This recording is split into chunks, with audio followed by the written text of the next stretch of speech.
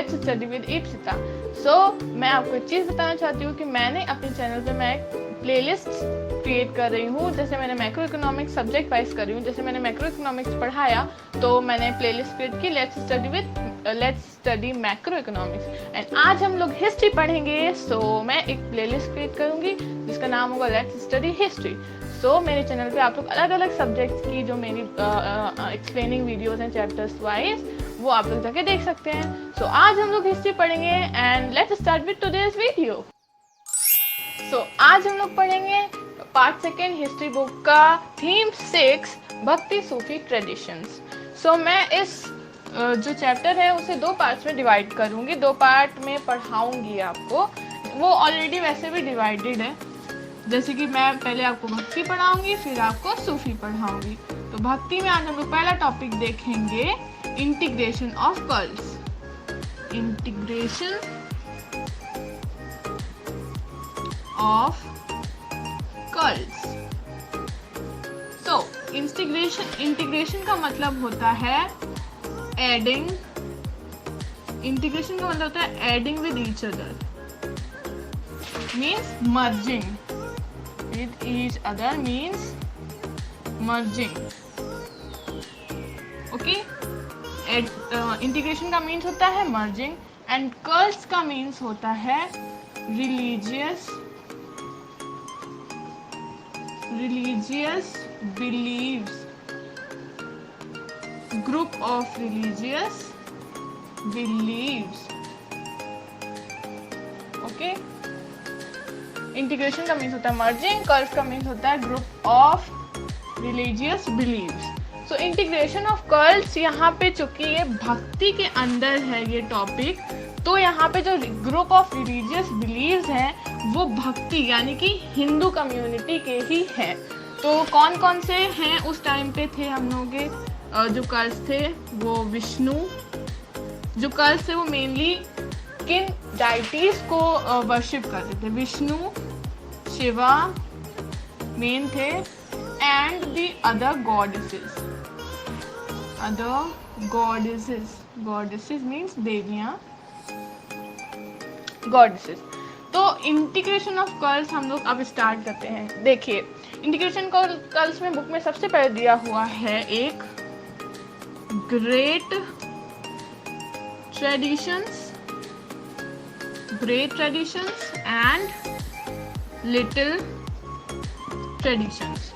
सो अब हम लोग समझेंगे। देखिए इंटीग्रेशन ऑफ कल्ट्स एक प्रोसेस है, एक नहीं एक्चुअली 2 प्रोसेसेस हैं।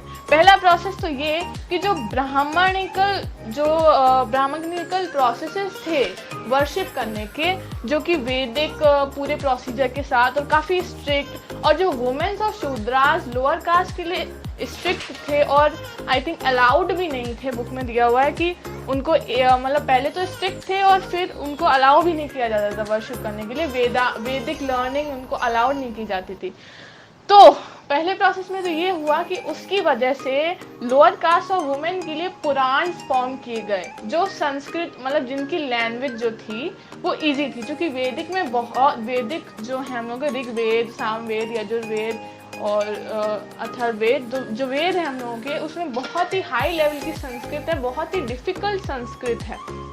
तो पहला प्रोसेस तो इंटीग्रेशन ऑफ कल्ट्स में ये हुआ कि जो संस्कृत थी उसका लेवल इजी करके पुराण्स बनाए गए, 18 पुराण जो कि इजी संस्कृत में है। तो पहला प्रोसेस जो हुआ इंटीग्रेशन ऑफ कल्ट्स में, पहला process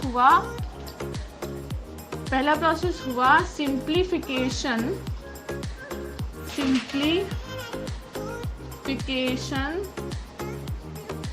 of Sanskrit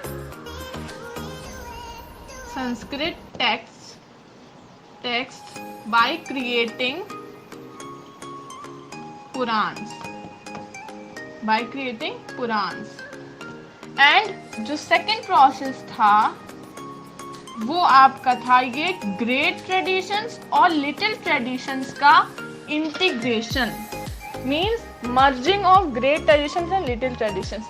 great traditions वो थे जो अपर कास्ट यानी जो ब्राह्मण्स और क्षत्रिय जो रूलर्स होते थे और जो प्रीस्ट्स होते थे, वो लोग जो अपने वर्शिप वाले ट्रेडिशन, जो वैदिक ट्रेडिशन फॉलो करते थे, जो पुरानी ट्रेडिशन फॉलो करते थे, वो थे ग्रेट ट्रेडिशंस। और जो लोअर कास्ट वाले जो ट्राइबल पीपल हो गए, जैसे वुमेन हो गई और जो जिनको लोअर कास्ट माना जाता था, वो जो पुरानी ट्रेडिशन या जो लोकल ट्रेडिशंस फॉलो करते थे, अपने जो लोकल गॉडेस गॉड्स को वर्शिप देते थे, पत्थरों की पूजा करते, वो सब जो था वो आपका लिटिल ट्रेडिशंस में आता है। तो धीरे धीरे टाइम के साथ क्या हो रहा था, पहले तो पुराण्स बने, फिर जब पुराण्स बने तो उसको बहुत ही मतलब वाइड पॉपुलर हुए, बहुत वाइडली पॉपुलर हुए। तो जब पुराण्स बने उसके बाद फिर ब्राह्मण जो थे वो भी धीरे धीरे एडजस्ट होना स्टार्ट हो रहे थे सोसाइटी में, कि जो इतनी सारी जो कम्युनिटीज़ थी उनको जगह मिलनी धीरे धीरे स्टार्ट कर रहे थे। तो ब्राह्मण थोड़े से लूज होना स्टार्ट हुए कि उन्होंने मर्जिंग प्रोसेस स्टार्ट हो गया कि वो भी अब जो लिटिल ट्रेडिशंस थे, जो लिटिल जैसे पत्थरों की जो पूजा होती थी और भी जो लोकल ट्राइबल पीपल करते थे, जो भी उन्हें भी अपने टेक्स्ट में स्थान देने लगे, मतलब एक प्लेस देने लगे, उनको भी आइडेंटिफाई करने लगे। अब फटाफट बुक में इसका एग्जाम्पल दिया हुआ है, द जगन्नाथ का जो एक आपको वो दिया गया, जगन्नाथ है, उसमें सुभद्रा हैं और बलराम हैं। ओके, सो ये क्या है, ये जो थी ये अपनी लोकल डाइटीज थी। पहले जो ये थी लोकल डाइटीज थी जिन्हें तमिल रीजन के ट्राइबल पीपल जो थे वो वर्शिप करते थे, किनकी, जगन्नाथ की वर्शिप करते थे। अब लेटर ऑन क्या हुआ, जब इंटीग्रेशन प्रोसेस स्टार्ट हुआ, इंटीग्रेशन ऑफ कल्ट स्टार्ट हुआ, तो ग्रेट ट्रेडिशन यानी जो ब्राह्मण जो अपने प्रीस्ट से जो टेक्स्ट लिखते थे आगे पुराने ट्रेडिशन जो थे, उसमें जगन्नाथ जी को जिनकी पूजा ट्राइबल लोग करते थे, जिन्हें पहले कोई भी आइडेंटिफिकेशन नहीं मिला हुआ था, उनको ब्राह्मण जो पंडित थे उन्होंने कहा कि ये क्या है, ये विष्णु का अवतार है। जो जगन्नाथ हैं उन्हें कहा गया कि ये विष्णु का अवतार है। किसने कहा, अपर कास्ट के लोगों ने यानी प्रीस्ट ने। और एक बार जो उस टाइम की सोसाइटी में ऐसा था कि ब्राह्मण्स की डोमिनेंस थी, तो अगर एक बार वो किसी रिलीजियस बिलीफ को मानने लग जाते थे तो उन्हें आइडेंटिफिकेशन मिल जाता था। तो जगन्नाथ पहले उन्हें आइडेंटिफिकेशन नहीं मिला था क्योंकि लिटिल ट्रेडिशन था वो एक, ठीक है, जगन्नाथ की वर्शिप करना एक लिटिल ट्रेडिशन था जिसे ग्रेट ट्रेडिशन में इंटीग्रेट किया गया ब्राह्मण्स के द्वारा। तो फिर क्या माना गया, जगन्नाथ विष्णु का अवतार है। तो फिर क्या हुआ, उनको आइडेंटिफिकेशन मिल गया, फिर वो पूरे उनको फिर वाइड स्प्रेड उनको भी जाना जाने लगा कि हाँ ये डाइटी है, इनकी भी पूजा होती है। तो एक क्या बन गया, मोसैक बन गया, ये भी बुक में दिया हुआ है, उसी के अंदर क्या हेडिंग थी, एक क्या बन गया, मोसैक। मोसैक मीन्स एक कोलाज, कोलाज बन गया किसका, डाइटीज के डिफरेंट फॉर्म्स का, डाइटीज फॉर्म्स का कोलाज बन गया। किसका, डाइटीज, मेन जो डाइटीज थी हम लोगों की, विष्णु, शिवा और अदर गॉडेसेस जो थी, तो ये मेनली कहाँ थी, ये वैदिक टेक्स्ट में थी। ये वैदिक टेक्स्ट में इनको माना जाता था, इनकी जो इनको कॉन्सेप्ट था इनका, वो कहाँ था, वैदिक लर्निंग में था। लेकिन जो लिटिल ट्रेडिशंस आए उसमें ये सब थे, जगन्नाथ, सुभद्रा, मतलब चूंकि उनको नहीं मिल पा रही थी ना वेद, तो उन्हें पता नहीं था कि विष्णु होते हैं, तो वो किसी भी पत्थर को पूजने लगे, तो उन पत्थर को पूजने लगे, उनका नाम रख दिया जगन्नाथ। फिर जब इंटीग्रेशन ऑफ कल्ट्स का प्रोसेस हुआ तो जगन्नाथ को आइडेंटिफिकेशन मिल गया किसके द्वारा, ग्रेट ट्रेडिशंस के द्वारा, क्योंकि फिर जो रिलीजियस टेक्स्ट लिखे जाने लगे, आगे भी हमेशा ही बनते रहे हैं रिलीजियस टेक्स्ट, तो जो आगे लिखे जाने लगे रिलीजियस टेक्स्ट ब्राह्मण और प्रीस्ट्स के द्वारा, जिनको लिखने की परमिशन थी सोसाइटी में, तो उन्होंने फिर जगन्नाथ का जो जिक्र किया अपने टेक्स्ट में, तो इससे उनको क्या हुआ, ये इंटीग्रेशन हुआ कि लिटिल ट्रेडिशन के गॉड थे लेकिन उन्हें ग्रेट ट्रेडिशन में भी मर्ज किया गया, इंटीग्रेशन दिया गया, आइडेंटिफिकेशन दिया गया। तो इसी प्रोसेस को कहते हैं इंटीग्रेशन ऑफ कल्ट्स, जब लिटिल ट्रेडिशंस को ग्रेट ट्रेडिशंस में भी आइडेंटिफिकेशन मिलता है, और ग्रेट ट्रेडिशन को ऑटोमेटिकली लिटिल ट्रेडिशन में आइडेंटिफिकेशन मिलता है, और पूरी एक कम्युनिटी का डेवलपमेंट होता है। ओके, सो क्या था इंटीग्रेशन ऑफ कल्ट्स? एक डाइटीज की जो डिफरेंट वैरायटी थी, मतलब जो विष्णु एक जो प्रिंसिपल थे ग्रेट ट्रेडिशन के जो माने जाते थे, तो उनके जो डिफरेंट फॉर्म्स थे वो लिटिल ट्रेडिशंस में थे। जब ये दोनों मर्ज हो गए, मतलब मर्ज होने लगे धीरे धीरे प्रोसेस में, उस प्रोसेस को कहा गया integration of cults. So integration of cults short में बस इतना है कि 3 डिवीजन है, वैष्णविज्म,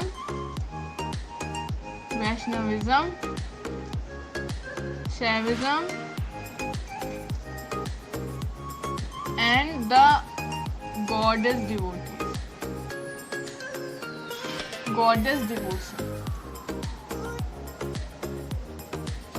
ये ब्रॉड 3 क्लासिफिकेशन है। इसी में जितने ये ब्रॉड 3 क्लासिफिकेशन है किसके?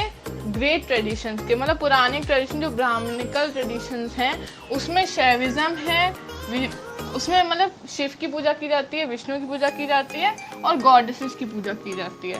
तो अब जो इंटीग्रेशन ऑफ कल्ट्स हुआ, जिसमें बहुत सारे लोकल डाइटीज भी जुड़ गए, उनको किसका फॉर्म माना गया? या तो शिव जी का या तो विष्णु जी का, और गॉडेस के भी कई फॉर्म हो गए, सरस्वती, लक्ष्मी, पार्वती। तो ये सब जो इंटीग्रेट हो गए एक में, जो ये फॉर्म्स बड़े बड़े ये ब्रॉड क्लासिफिकेशन में इंटीग्रेट हो गए, तब ये बना शैविज्म का फॉलोइंग, वैष्णविज्म की फॉलोइंग और जो गॉडेस डिवोशन था। तो ये था इंटीग्रेशन हो गया। तब ये टर्म्स आए कि शैविज्म को फॉलो करने वाले लोग, वैष्णविज्म को फॉलो करने वाले लोग और गॉडेस के जो डिवोटीज होते हैं वो।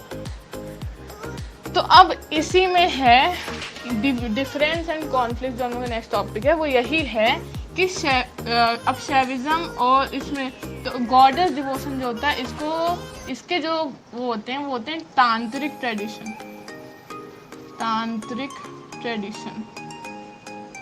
ये अलग ही है।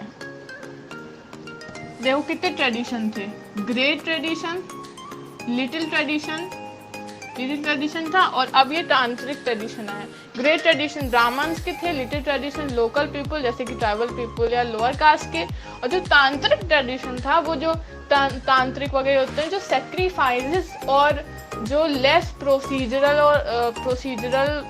जो प्रोसीजर होते हैं वो उनके बहुत छोटे होते हैं, और वो सेक्रीफाइस दे के अपने गॉडेस को प्रसन्न करते हैं। तो ये मेनली गॉडेस के डिवोटीज थे और ये सेक्रीफाइस करते थे। तो ये इन सब ट्रेडिशन से अलग है, क्योंकि तांत्रिक ट्रेडिशन में ना कोई कास्ट देखी जाती थी, ना कोई क्रीड देखी जाती थी। किसी भी कास्ट के, किसी भी रिलीजन के लोग तांत्रिक ट्रेडिशन को फॉलो कर सकते थे। तो ये 3 मेजर हम लोग के कल्ट्स बन गए थे। जो बहुत सारे कल्ट्स थे उनका सब ये मर्ज हो गए थे, और क्या बना था? शैविज्म, वैष्णविज्म और ये तांत्रिक ट्रेडिशन। तो अब इनके बीच में बहुत सारे डिफरेंसेस थे और ऑफिशियल, अनऑफिशियल कई तरह के कॉन्फ्लिक्ट्स देखे गए हैं। शैविज्म, वैष्णविज्म में कॉन्फ्लिक्ट था क्योंकि ये शिव जी को मानते थे और ये विष्णु जी को मानते थे, और तांत्रिक लोग अपने अलग ही थे क्योंकि इन्हें वो ज़्यादा लॉन्ग प्रोसीजर वाली चीज़ें नहीं पसंद थी, सेक्रीफाइस में बिलीव रखते थे, तो उनका ये कॉन्फ्लिक्ट था। अब इन सब का जो इनमें बहुत सारे लोग थे, है ना, इंटीग्रेशन हुआ था ना, तो उसमें ग्रेट ट्रेडिशन वाले और लिटिल ट्रेडिशन वाले जो लोग थे, यानी जो अपर कास्ट भी थी इन सब में और लोअर कास्ट भी थी, तो उनके बीच में तो कॉन्फ्लिक्ट था ना। अपर कास्ट में ये था कि वैदिक पढ़ा होना चाहिए, वैदिक लर्निंग होनी चाहिए। लोअर कास्ट वालों को मतलब अलाउ ही नहीं किया जाता था, तो वो लोग उससे परेशान रहते थे। और तांत्रिक ट्रेडिशन क्या थे? सेक्रीफाइस में बिलीव रखते थे वो, मतलब वो गॉडेस के डिवोटीज थे, वो मानते थे कि सेक्रीफाइस से भी लोग गॉडेस लोग प्रसन्न हो जाती हैं और उनकी जो पूजा है वो काफ़ी सरल है, तो वो सरल पूजा में विश्वास रखते थे। तो यही सब डिफरेंसेस एंड कॉन्फ्लिक्ट। सो अब हम लोग नेक्स्ट टॉपिक है कि भक्ति जो हम लोग पढ़ रहे हैं उसमें जो अर्ली ट्रेडिशन थे उसमें एक था prayers in form of poems, मतलब जो प्रेयर्स करते थे, जो भक्ति कल्ट के जो लोग थे जो प्रेयर करते थे वो पोएम्स के फॉर्म में करते थे। अब बुक में तमिलनाडु के जो भक्ति कल्ट है उसके बारे में दिया, लेकिन ये इसमें ये भी थे, जैसे जो कबीर थे, तुलसीदास थे, वो सब पोयम्स के रूप में ही तो प्रेयर या डिवोशन अपना व्यक्त करते थे ना पोयम्स के तौर पे। कबीर के जो दोहे हैं, जो तुलसीदास के सवैये हैं, जो मीराबाई के पद हैं, वो सब एक क्या है, पोयम्स हैं, डिवोशन को जो अभिव्यक्त करती हैं। ठीक है, तो जो प्रेयर्स हैं in the form of poem, तो बुक में जो दिया गया है उसमें सबसे पहले आते हैं अपने Alvars and Nayanars of Tamil Nadu. Alvars and Nayanars, okay, ये कहाँ के थे, अपने तमिलनाडु के थे। और अलवर्स जो थे वो वैष्णविज्म कल्ट के थे, वैष्णविज्म कल्ट के थे। और जो नयनार्स थे वो शैविज्म कल्ट के थे। तो ये लोग पोयम्स के फॉर्म में प्रेयर्स करते थे। उन पोयम्स को क्या कहते थे, हाइम्स। हाइम्स, वैसे हाइम्स मंत्र भी कहते हैं इनको। ये होती थी इनकी poems in the form of hymns. जैसे कि जो अलवर्स का कलेक्शन है पोयम्स का, उसे कहते हैं तेवरम, तेवरम जो इनका किया गया कलेक्शन। और जो नयनार्स का है वो है 12 नयनार्स के कलेक्शन है, उन्हें कहते हैं नलायरा दिव्य प्रबंधनम, प्रबंधनम, बंधनम, बहुत लंबा नाम है लेकिन बात नलायरा दिव्य प्रबंधनम। वो इनके 12 जो नयनार का एक ग्रुप था, उन्होंने इसमें अपने जो पोयम्स हैं, जो हाइम्स हैं, वो की हैं। और जो अलवर्स थे वो तीन अलवर्स का ग्रुप था, बुक में दिए भी हुए हैं, मैं बाद में भी इसको करा दूंगी। तो 3 अलवर्स थे, उनका कलेक्शन मेनली एक चोला रूलर जो थे उन्होंने करवाया था, तेवरम का कलेक्शन, जो कि अलवर्स के जिनमें हाइम्स है ना। तो क्या पढ़ा हम लोग ने कि तमिलनाडु में दो रिलीजियस ग्रुप्स थे, अलवर्स और नैनार्स। अलवर्स वैष्णविज्म के थे और नैनार्स शैविज्म के थे। ये दोनों पोएम्स में कैसे प्रेयर्स करते थे, हाइम्स गाते रहते थे अपने एरिया में, जा जाके गली गली में हाइम्स गाते थे, अपना डिवोशन दिखाते थे और पूरे मतलब डेडिकेटेड होती थी। इन्होंने जो फॉलो जिनको करते हैं उनके ऊपर ये हाइम्स डेडिकेटेड होती थी। तो ये लोग खुद से बोलते थे, इनके वोकेशनल, ये सिर्फ बोलते थे। फिर जो इनके डिसाइपल्स बने, जो इनके शिष्य बने, उन्होंने इनके हाइम्स का कलेक्शन रिटन फॉर्म में किया। फिर उसका बाद में कलेक्शन हुआ। तो कलेक्शन जब हुआ तो अलवर्स का जो कलेक्शन था वो था तेवरम, और जो नयनार्स का था वो था नलायरा दिव्य प्रबंधनम। इसको 12 नयनार्स थे उनका कलेक्शन था ये, और ये 3 अलवर्स का था। अब जो ये अलवर्स और नैनार्स थे, ये जो स्ट्रिक्ट ब्राह्मिकल ट्रेडिशंस को अपोज करते थे, अपोज स्ट्रिक्ट ब्राह्मिकल ट्रेडिशंस,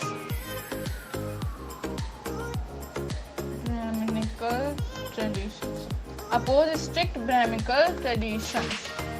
जैसे कि जो अनटचेबल्स का बनाया था, शूद्रा की अनटचेबल्स होते हैं, उसको बेसिकली अपोज करते थे। तो कई स्ट्रिक्ट ब्राह्मिकल ट्रेडिशन को ये अपोज करते थे। अब और बुक्स में 2 फीमेल दी गई हैं इन्हीं ग्रुप से, जिसकी बुक में स्पेसिफाई किया गया है कि अलवर्स की जो थी अंडल एक वुमेन थी, और जो नयनार्स की थी वो कौन थी, कराइकल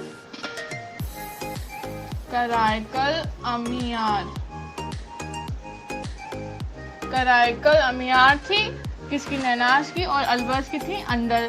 ऑब्वियस सी बात है, ये अलवर्स की थी तो ये विष्णु जी की डिवोटी थी, और ये शिव जी की डिवोटी थी।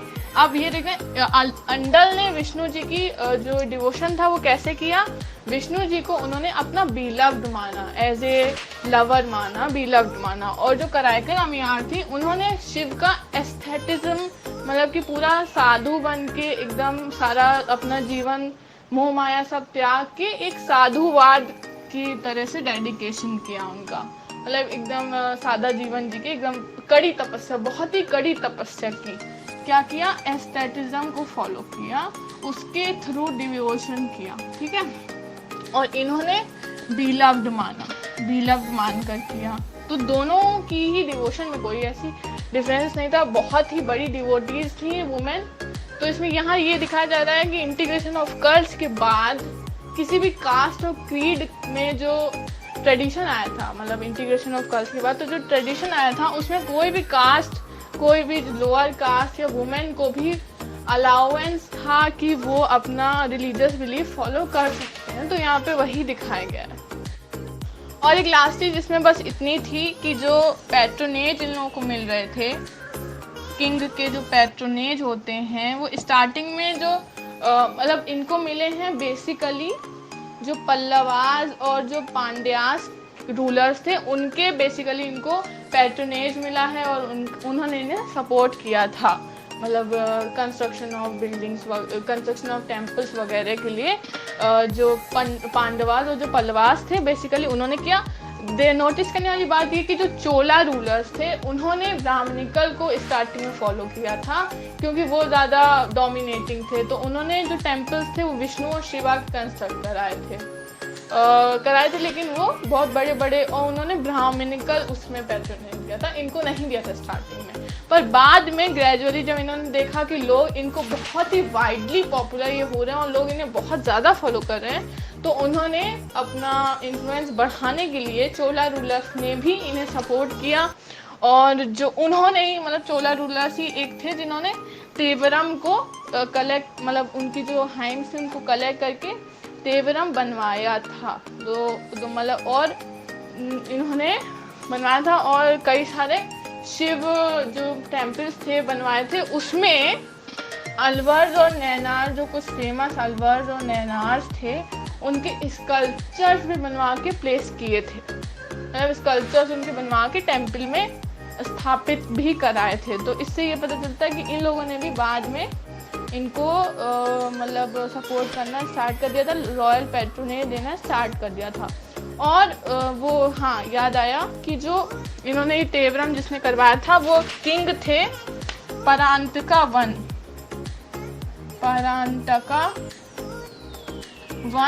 उन्होंने ही ये जो 3 अलवर्स थे, कौन कौन से थे? अपर, संबदार एंड सुंदरार। अपर संबदार एंड सुंदरार, ये 3 अलवर्स थे, यानी वैष्णविज्म वाले अलवर्स थे, जिनके हाइम्स हैं तेवरम में, और जिसको किसने कलेक्ट, मतलब जिसको किसने पब्लिश टाइप कराया था? किंग परांतका वन ने। ओके, सो इस टॉपिक में इतना ही था। एक शॉर्ट समरी देख लेते हैं। आज हम लोग ने पढ़ा भक्ति ट्रेडिशन में, सबसे पहले पढ़ा इंटीग्रेशन ऑफ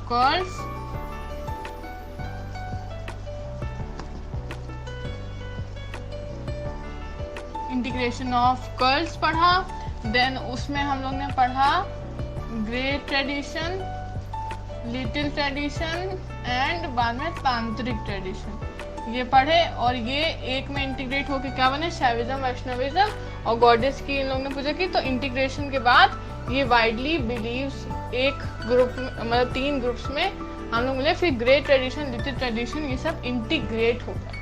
उसके बाद क्या पढ़ा कि इनके बीच में डिफरेंसेस थे, वो भी पढ़ा। इनके बीच में कई तरह के डिफरेंसेस थे। देन हम लोग ने पढ़ा कि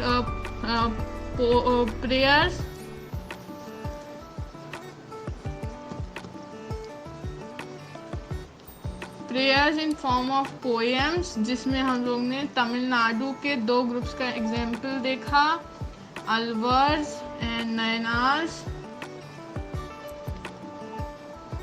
ये कहाँ के थे? अपने तमिलनाडु के थे। और किस तरह की पोएम्स थी? हाइम्स के रूप में पोएम्स थी। और क्या 2 कलेक्शन हम लोग ने पढ़े इसमें? तेवरम एंड नलायरा नलायरा दिव्य प्रबंधम नलायरा दिव्य प्रबंधम पढ़ा। हाँ, तो तेवरम किसका था? अलवर्स का था, और नलायरा दिव्य प्रबंधन नयनार्स का था। तो ये थे poems in the prayers in the forms of poems in the forms of hymns, जिसके दो बेसिक हम लोग ने कल्ट देखे, दो बेसिक रिलीजियस ग्रुप्स देखे, अलवर्स एंड नयनार, जो तमिलनाडु के हैं। उसके बाद हम लोग ने क्या देखा कि इन ग्रुप्स में डिस्क्रिमिनेशन नहीं होता था और ये ब्राह्मणिकल को अपोज करते थे, अपोज स्ट्रिक्ट ब्राह्मणिकल ट्रेडिशंस, है ना। उसके बाद क्या देखा कि टू वुमेन डिवोटीज देखी, वुमेन डिवोटीज देखी कौन कौन सी?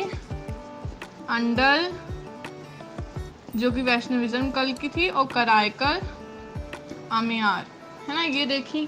और क्या देखा इसमें कि जो किंग पैट्रोनेज थे, इन्हें सबसे पहले किससे मिला?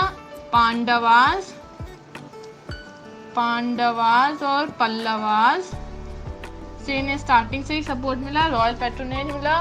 फर्दर इन्हें चोला रूलर से भी मिला। पहले चोला रूलर किसे सपोर्ट करते थे? ग्रेट ब्राह्मणिकल ट्रेडिशन को सपोर्ट करते थे, तो टेम्पल, लेकिन बाद में इन्होंने इनको भी सपोर्ट किया जब देखा कि पब्लिक इनसे इन्फ्लुएंस्ड है, इनको भी सपोर्ट किया और इनके स्कल्पचर्स वेरियस टेम्पल्स में बनवा के एस्टेब्लिश किए।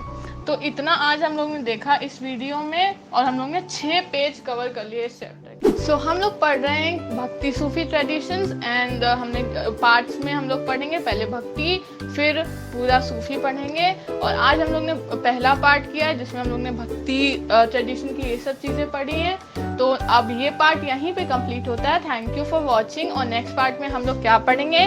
वेराशैव traditions. So thanks a lot for watching, and share, like, subscribe and comment down the suggestions and requests for next further videos. Thank you.